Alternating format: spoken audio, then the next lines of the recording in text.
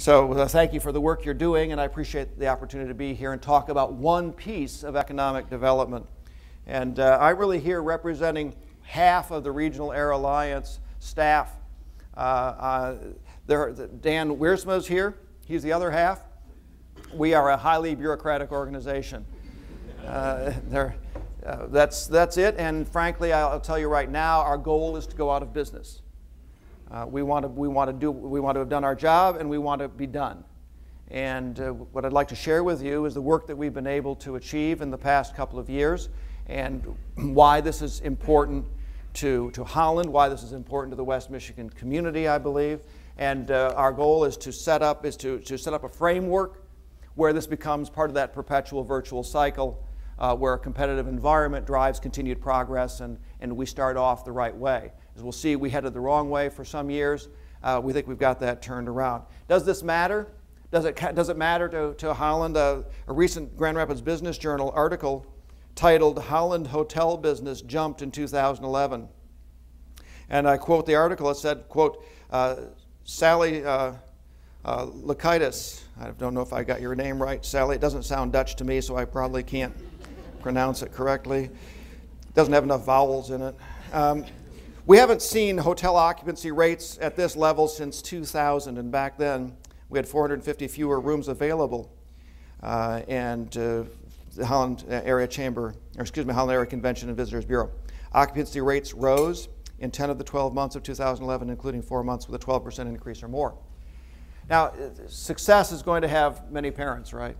But I would suggest that some of what's going on and some of what's encouraging more travel, more resort travel, more destination travel is the fact that people can find their way to West Michigan a little bit easier. Many of us probably have joked over the years that you know that your friends are really your friends when you live in West Michigan, because there's no way to just sort of happen on through. You've got to want to come to Michigan. You've got to kind of go out of your way. You're not on the road between New York and California. We are still in flyover country, as my friends on the coast still refer to us. And somebody has to want to come here. And our challenge is how do we make it attractive to come here? And then how do we make it easy? How do we make that transition easy so that we become a preferred destination, a preferred location? So how does that all work out? Well, I'm going to talk about the Regional Air Alliance of West Michigan. This is something that I started at the encouragement of a few folks in the community, and I want to thank the organizations. We have numerous organizations who have helped and supported this effort financially to allow us to do what we've done. And the Herman Miller, the Hayworth organization, the Brooks family, Gentex, and I hope I'm not, and there's numerous others from the Grand Rapids area, but those in particular in this community have been extremely helpful in this effort, realizing that this is in fact a regional effort, and that's why I call it the Regional Air Alliance of West Michigan. So I just want to talk to you about who we are, our goals, some macroeconomic trends within the airline industries. People say, how come you care about airlines and that stuff? Dick, I happen to be an aviator. I'm a pilot. I fly both, I'm both jet rated. I fly a jet aircraft as well as helicopters. And if you live in the Ada community, you're aware that I fly helicopters. So I enjoy this, but it's really driven by not my personal interest, but in fact the economics. Some progress and improvement that we've made at Gerald Ford Airport, and I'm going to try to continue to refer to it as Gerald Ford Airport, not Grand Rapids Airport. Even though designator is GRR, and it's very easy to say Grand Rapids Airport, Gerald Ford Airport really says it's a community and a regional asset, which it is increasingly becoming, and you'll see that in the numbers. And then we're just going to talk about how we're doing at Gerald Ford and what's happening relative to the nation and some of our more competitive major markets nearby. So here's a region that we talk about when we define what's Regional Air Alliance. What is the region? We think those are typical service areas down in the southwest that would be served by Kalamazoo Airport, Lansing, and then traditionally from the Grand Rapids Airport, and then up north, Traverse City. But we do believe that this represents an entire region or catchment basin for regional air service. And in fact, this is where in regard to organizing air service, the lake becomes an asset because you can't drive from Muskegon to Milwaukee to catch your flight. It just doesn't work out that way. It tends to funnel things down. And if you look at the geography of it and you look at the assets, the way that they're deployed, I'm not picking favorites, I'm just saying the way that they are deployed and the geography of the situation, Gerald Ford is the preferred regional airport because it has the capabilities, the facilities, the massive population easily accessible to Gerald Ford. And the way the airline industry is going, as we'll see, you need to have those numbers to get the sort of service that we are increasingly seeing at Gerald Ford. And I jokingly refer to, I think for Holland as well as our friends down in Kalamazoo, that you didn't realize that the Gerald Ford Airport actually moved 10 minutes closer. The M6 effectively moved the Gerald Ford Airport 10 minutes closer to you. So for Kalamazoo, it's about a 50-minute, 55-minute drive from almost anywhere you are in Kalamazoo. If you live in a major metro area, an airport within an hour's drive in any direction is pretty darn good and is considered your regular airport and would be considered very normal.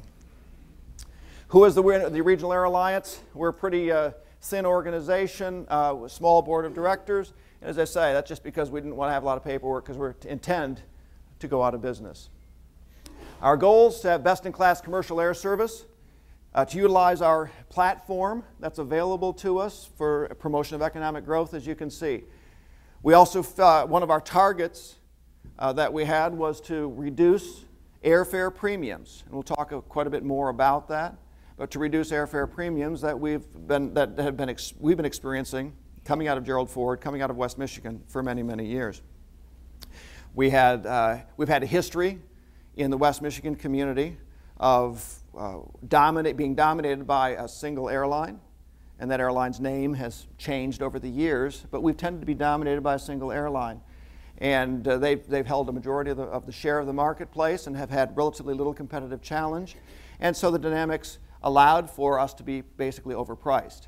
And we didn't have enough competitive pressure and enough market pressure to be able to do much about it until recently, as we'll see. So all of the markets that are listed there, by the way, experience the same thing. But what we're going to see is that Gerald Ford is stepping out of that group of airports of the region, commercial airports of the region, and stepping into a different competitive group. Now, we are talking about commercial air service. This is not a discussion about private airports and the value and importance that they bring to the community. I fly in and out of Holland on a regular basis. It has enormous value, but we're talking about commercial airports. You also might notice that we're missing Muskegon. Some of you would say, what happened to Muskegon? And basically, Muskegon, within the commercial sector, is a non-factor anymore. There just simply isn't enough service coming out of Muskegon commercially to even move the needle. And so we're not really including Muskegon in this conversation at the present time. Their service has declined so dramatically as to be essentially, from a macro standpoint, not material to the conversation today. What do we focus on? We focus on the passenger, on the airlines, and on the airport. And we're trying to figure out, kind of be the grease between those wheels to facilitate a conversation on behalf of the passenger, working with the airlines in a way that the airport cannot do. So that's really what the Air Alliance is. We are a private sector group, as I mentioned, not for profit. So what were the initiatives, the particular initiatives that we set out to achieve? And these are really pretty much in order of what we felt we could actually accomplish. And this was back in 2009 when we put these target goals together. You'll see the last one, I'll take you there first, is attract a low-cost carrier. Well, we were in fact able to do that much more quickly than we anticipated with the attraction of AirTran into the marketplace. But when we started this effort in 2009, it was pretty clear that to us at that point that was going to be not an easy exercise, and that the decision to do that was outside of our control. We could do our best to pitch it, but we couldn't make that decision. So our view was, what can we do to do steps that we can control and work with those. So we focused on passenger service quality, operational performance, measuring the performance of Gerald Ford. How are they doing operationally? They've not benchmarked themselves historically compared to other airports. If we're going to be investing in them, this is typical West Michigan thinking, right? If we're going to be investing in them, we want to make sure that they're handling themselves well and that they're efficient and effective at what they do and that they measure up. So we wanted to make sure that we had some third-party benchmarks to say, look, if we're going to invest in you, doggone it, we want you to handle yourselves well and be best in class operationally. We want to do some economic analysis to understand the economics and measure, the first word, measure, what the effects are of what we've been able to do and get some solid measurement of that so we could try to find some way to value this air service and what it means to our communities. We wanted to work with legacy carriers, the existing carriers that serve the marketplace. And I'll show you what those are, break out some terms for you in a moment. We wanted to work with legacy carriers. And then we also said maybe someday we'll be able to attract a low-cost carrier to the market. Southwest had already rejected us a few different times. We'd been bounced to, JetBlue wouldn't return our calls. ATA was in business and they went bankrupt years ago. I mean, there's just been a series of sort of disappointments in that area for us historically. So we thought maybe we can get there. Well, fortunately, we were able to get there with AirTran. So this is just a quick summary of what we've done in this area since now the first quarter of 2010. Over a year, we've been doing passenger surveys. We're measuring and benchmarking the service and the passenger experience at Gerald Ford to make sure that it measures up. We do compare very favorably. We provide that information to the airport to help guide their decisions on how they conduct their business. Airports are not utilities any longer. Airports are hospitality destinations. Airports need to be attractive. If you're going to get somebody to go through an airport, you don't want to insult them first. You want to make it an attractive and friendly experience. The new parking at Gerald Ford has made it a much more attractive experience. So parking is convenient, reasonably priced. It's clean, it's tidy, it's efficient. There's a number of different measures that we're doing, and we're checking and saying, well, other than just sort of saying how many on-time arrivals or departures you have, what we're really looking at is saying what's the passenger experience, trying to make sure the passenger experience is as strong as we can make it so that, that West Michigan people can enjoy that. But let's look at the other side so that our guests, those who come to see us, to visit us as family and friends, or to come here to look at possibly sourcing product from one of our local manufacturers, possibly locating or relocating their business here. We want the first impression of our community of West Michigan when they arrive to be a strong one. We want them to feel very special. So we think this is an important piece. Operational performance, this is very clear. We want to make sure that they're efficient. We're benchmarking now, measuring all sorts of operational dimensions and comparing to a global set of competitive airports.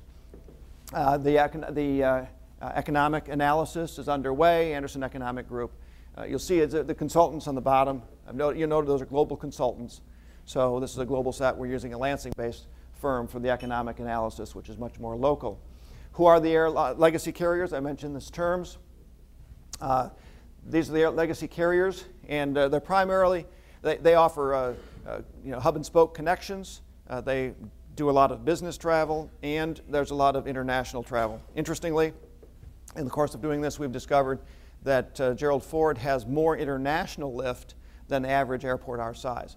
We're very important to the legacy carriers because we have an enormous number of companies that are doing business internationally, at least comparative to other airports and other communities. And so the international piece is very important to the legacy carriers that are coming in and out of here. But that's when we talk about legacy carriers, who they are. Low-cost carriers, that's who the low-cost carriers are. This is the subset. As you're aware, AirTran came to us as a low-cost carrier and helped to really change the game at Gerald Ford.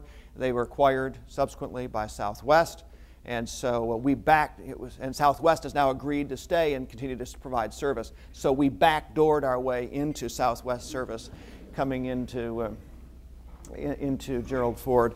I was sitting getting ready on the departure end of the runway, waiting my turn, And all of a sudden I heard on the radio the Southwest flight getting cleared for landing.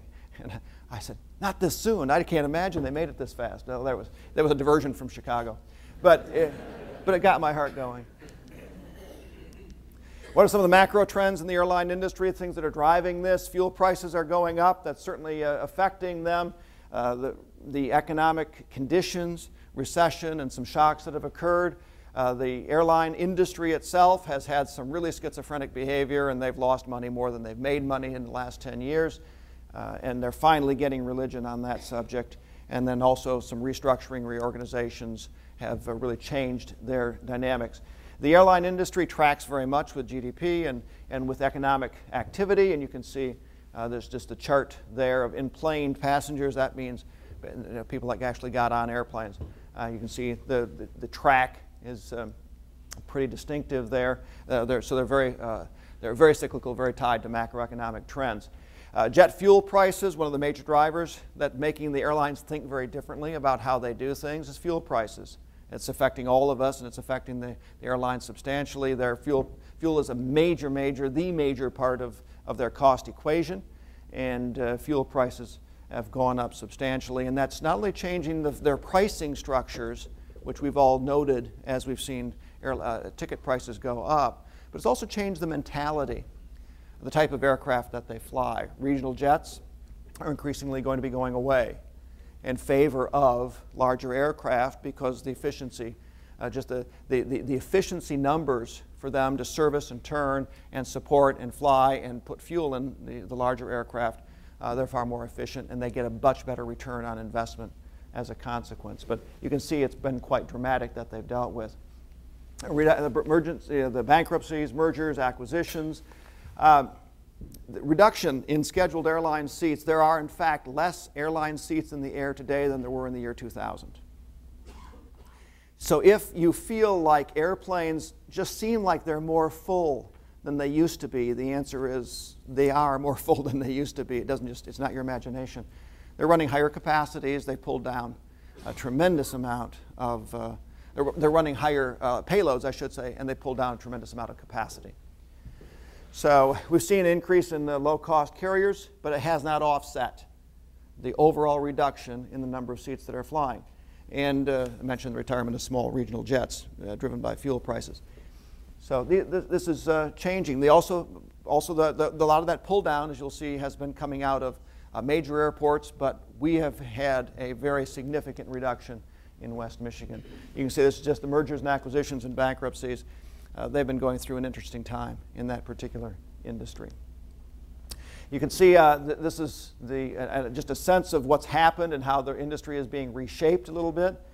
We're seeing that the legacy carriers have been reduced substantially, that the low-cost carriers' market share has gone up significantly, and yet the overall has actually been reduced. The overall number of seats in the air, as I mentioned earlier, since 2000, has actually been reduced.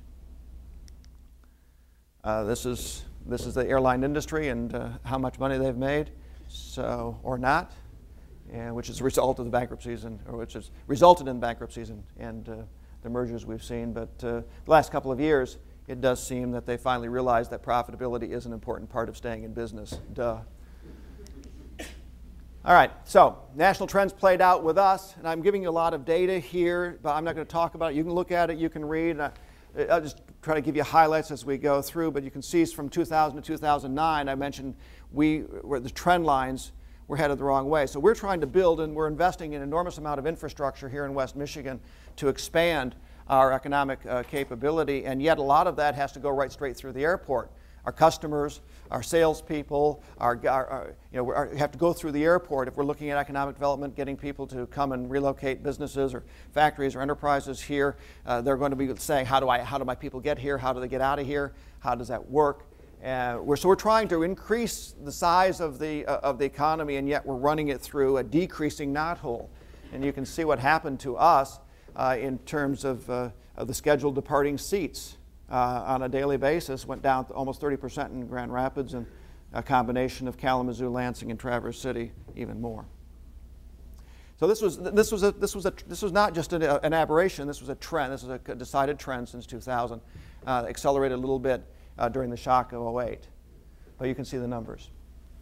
We had no, and there was no low-cost carrier present in Grand Rapids at that time, right at Gerald Ford. Since we started on the scene with the Alliance in '09, we've seen an increase in total capacity and a 27% increase in in-plane passengers. So by AirTrans coming into the marketplace, basically we've repriced the market and added some capacity. We haven't caught back up, but we were able to add some capacity. But most importantly, they added a brand new competitive dynamic to the market as a low-cost carrier coming in. And they were the biggest mover, although Allegiant and Frontier have certainly been supportive coming in. Frontier came in right on the heels of the AirTran move to enter the marketplace. I don't know if any of you have flown AirTran? Good experience? Yeah, I've had some good experiences with them. And Frontier, I mean they're just killing it on the route to Denver.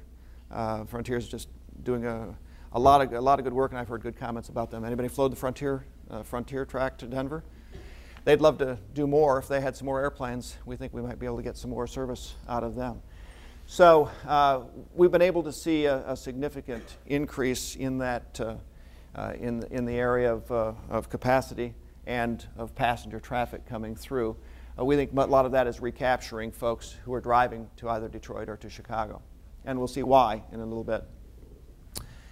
So what happens typically, as we've seen this, and we've studied this in a number of other communities, that there is this virtuous cycle that if we can get some more capacity in the marketplace, some more competitive, some more competition going on, we're going to see reduced airfare, and that's going to drive people thinking about flying as opposed to driving, or maybe not driving to another airport and staying here and not having to hassle with driving over to Chicago or Detroit. And so we've seen that virtuous cycle. This shows, and this is a little bit old information, airfares, domestic average airfare, if you look in the middle there, it shows a decline of 9%. That was as of quarter 1. Since all airfares have lifted, that reduction, absolute reduction, has gone away, but the relative reduction to other fares around the country has remained. So we've repriced, essentially, the West Michigan aviation market as a consequence of what's going on. So you can see what's happened. Well, this is the prior slide, and then what was, and then what we've been able to add back. So we went through the early reductions, and then the add backs. So all of the markets added back flights and capacity since '09, but the vast majority of it, as you can see, was added back at Gerald Ford. And that's, again, the low-cost carriers, the AirTrans and the Frontiers, and the Allegiants showing up and expanding their capabilities. This talks about historic average fares and ranking. The Grand Rapids, Gerald Ford, and this is just the Gerald Ford pricing, not the regional pricing. You can see how much purple there is that going through the middle years. We were a bit more competitive back in 2002, 2003. When our competitive position improved, that was in the old ATA days when the competition came to the marketplace. They went out of the marketplace. You can see the delta between the yellow, which is the U.S. average ticket price, and the average ticket price at Gerald Ford. You can see the delta there became significant. And then if you can track it to 2009, you can see how we were able to narrow that delta, the red line taking us up, in this case, up to being not one of the worst 10 in the country. In fact, we were number 2 highest average ticket price in the country at Gerald Ford when we started in 2009. Of the top 100 airports, we were the 2nd highest in the country.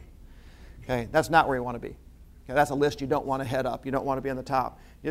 We're seeing some decline in our in that ranking in terms of averages since we had an early spike, as you can see, in '09 and 10.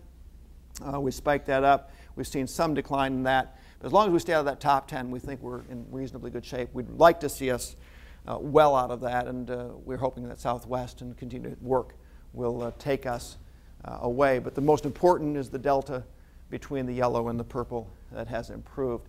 This is just a visual, quarterly emplanements, talks about how things have shifted from 2000. You can see these are all the airports represented.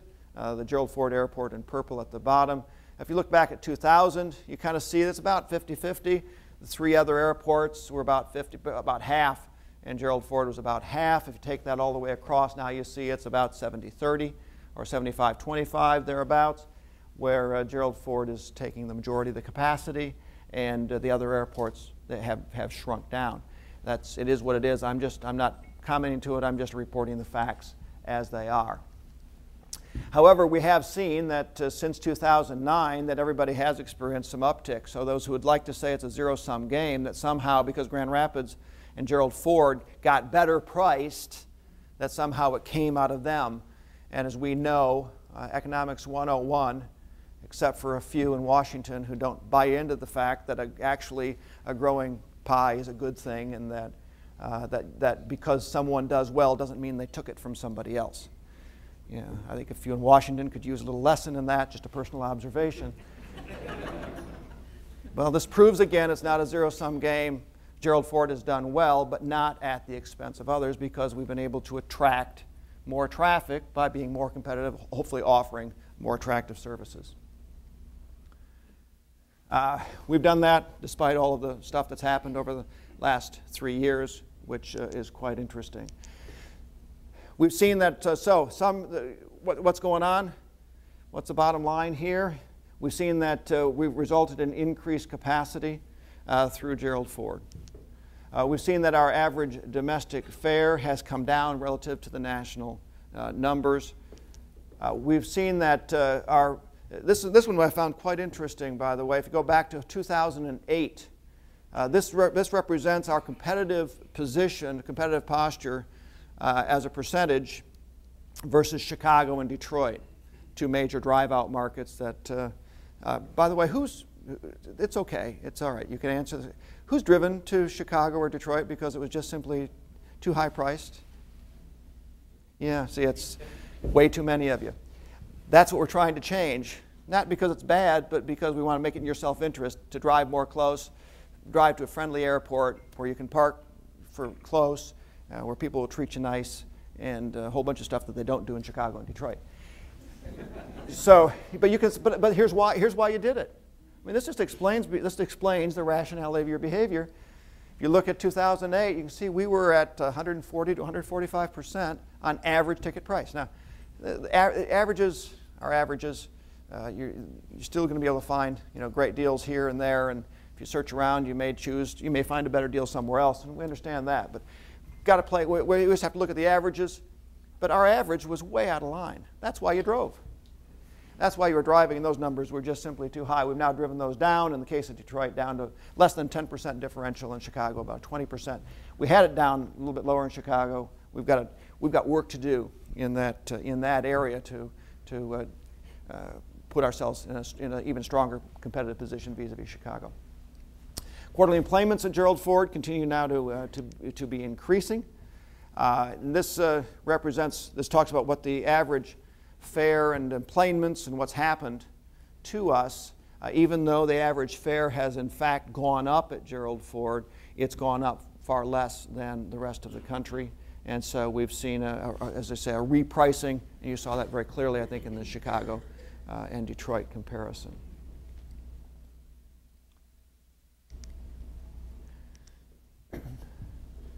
So we look at, we do measure ourselves, as you can see, and what's happening around the rest of the country. All of what we've seen in terms of increases in employments, et cetera. Scheduled departing seats nationally or at major airports has been essentially flat over the same time frame that we've been operating. Quarterly departing seats in the United States nationally has been essentially flat over the time period that we've seen the increase. Average domestic airfares have continued to increase as a consequence of fuel prices primarily, both at the major airports as well as nationally.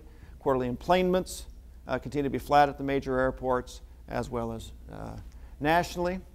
And so here, what we've been able to do at Gerald Ford is to change the game. Despite the national environment being flat, we've been able to change the game to create a more competitive environment, reduce the cost of flying. And so what's my bottom line? There's still more work to do, but we want, the bottom line is we want you to think about flying Gerald Ford first. There's a couple of reasons. Well, let me talk about this one in a minute first, and then I'll give the wrap up. You see what's happened, though, as I was speaking of how, and again, I'm just reporting the facts, not anything other here, but you see what happened. Gerald Ford has now separated a bit from the fare structures, the average fare structures at Lansing, Traverse City, and Kalamazoo.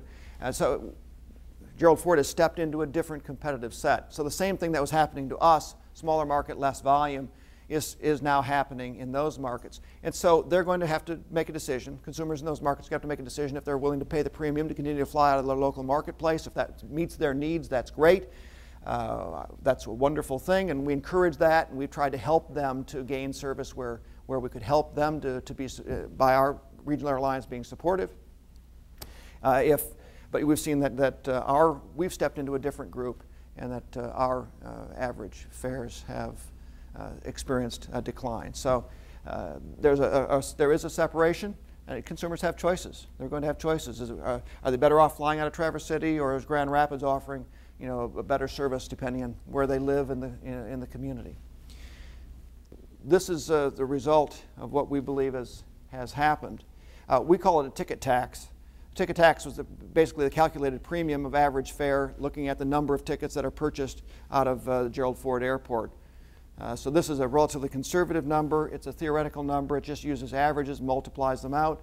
But essentially, we estimate that the Regional Air Alliance, on average, if all of the averages played out and all the arithmetic were to be this way, that benefit of the economic impact of this effort in the West Michigan community has been nearly $45 million per year in savings that we have experienced as compared to what we would be in if we continued to be priced above the national averages. So given the fact that we've invested in this effort about $5 million, we've been able to achieve a $45 million annual return. That works for me. I don't know if that works for you. I'd like to get a few more of those if I could find other opportunities. This is why I want to ask you to a couple of things. One is look at Ford first, especially for your business travel, but certainly for your personal travel as well. This is a vote of confidence in the West Michigan community. This is a way that you can, your travel is the way that we are able to then bring additional service to the community. They are economically motivated. If you're traveling through Gerald Ford, you're casting a vote in favor of additional service through Gerald Ford into West Michigan. If you drive to Chicago, you're casting a vote in favor of that. Now you have to make that decision as a consumer, but I just want to introduce to you the concept that there is value. There's value to your time that you don't have to drive. There's value in your gas that you don't have to burn to drive out of the market. And there's value to putting a vote in favor of increasing and expanding airline service into West Michigan. And so think about the total cost of going somewhere else, please, before you make your travel decision and push the buy button on your computer. This is the kinds of savings we've been able to get because folks have come together and they've acted in their own interest, and they've taken maybe a little more of a community view to what do we need to do to try to encourage more service and expanded service. And these are the results. Plus, you can go a lot more places direct out of Grand Rapids and Kent County and Gerald Ford than you ever could in the past. So, by the way, the second thing I want to ask you is if you really think this is a good idea and you're a company that travels a lot and you'd like to share some of that dividend with us, we'd be happy to, grateful to accept your check. We are a 501c3, and you always have to conclude by asking the question, if you have been a beneficiary of this and would like to share a bit of your savings with us, we would gratefully accept it. And we have just a little, suggested sharing formula. You might call it tithing. You can call it anything you like.